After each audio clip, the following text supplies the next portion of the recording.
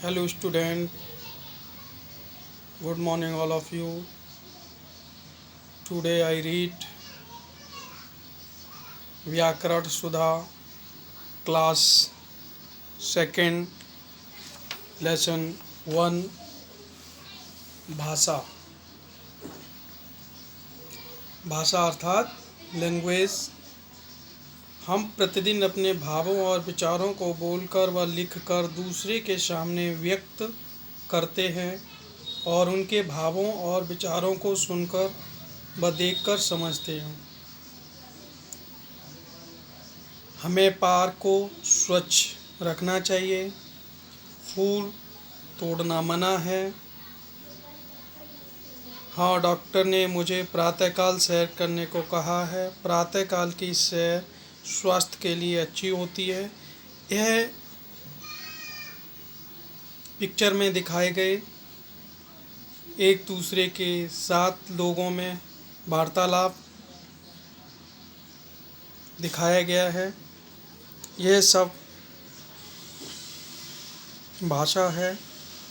अपने मन के भावों तथा विचारों का आदान प्रदान बोलकर, सुनकर अथवा लिखकर, पढ़कर करना ही भाषा है।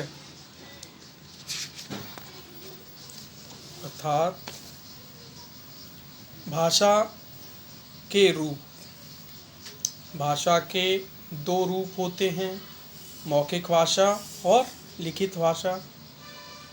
हम किसी बात को दो तरीके से समझा सकते हैं, या तो हम मौखिक रूप से और लिखित रूप से।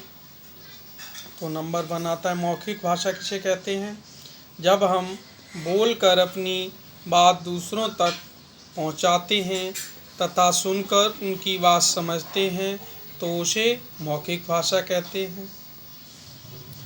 उपरोक्त चित्र में बच्चा बोलकर मम्मी को दौड़ प्रतियोगिता में प्रथम आने की बात बता रहा है और मम्मी सुनकर समझ रही है। यह मौखिक भाषा है। जैसे मम्मी, मैं दौड़ प्रतियोगिता में प्रथम आया। यह बच्चा अपनी माँ से बोलकर कह रहा है। अर्थात यह मुंह के द्वारा बोले जाने वाली भाषा है। इसे हम मौखिक भाषा कहते हैं। नंबर 2 लिखित भाषा।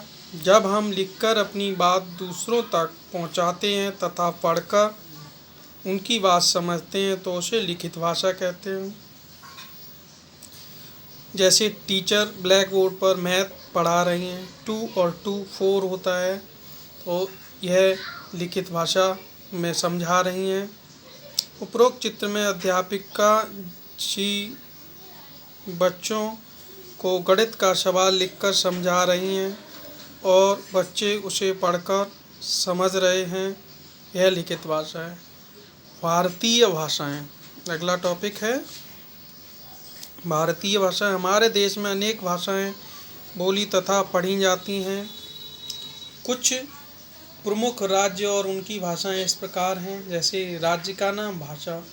गुजरात में गुजराती बोली जाती है। कर्नाटक कन्नड़ बोली जाती है। उड़ीसा उड़िया। केरल मलयालम। पंजाब में पंजाबी बोली जाती है। तमिलनाडु में तमिल। बंगाल में बांग्ला। आंध्र प्रदेश में तेलुगु। इस तरह से उत्तर प्रदेश, मध्य प्रदेश, दिल्ली, हरियाणा आदि राज्यों की भाषा हिंदी है। इनके अतिरिक्त यह भारत के अन्य राज्यों में भी बोली व समझी जाती है। ये विभिन्न राज्यों की अलग अलग भाषाएं हैं, लेकिन कुछ राज्यों में कुछ कॉमन भाषाएं बोली जाती हैं। प्रत्येक वर्ष 14 सितंबर को हम हिंदी दिवस मनाते हैं। हमने क्या सीखा? अपने मन के भावों तथा विचारों का आदान प्रदान बोलकर, सुनकर, लिखकर तथा पढ़कर किया जाता है। यह भाषा कहलाता है। भाषा के मुख्य दो रूप होते हैं, मौखिक भाषा तथा लिखित भाषा। 4 पॉइंट। बोलकर अपनी बात दूसरों को बताना तथा सुनकर उनकी बात समझना मौखिक भाषा है।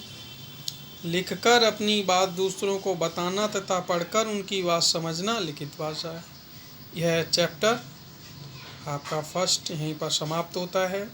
इसकी एक्सरसाइज और क्वेश्चन आंसर मैं अगले वीडियो में सेंड करूँगा। इसको पढ़िए, समझिए। Thank you.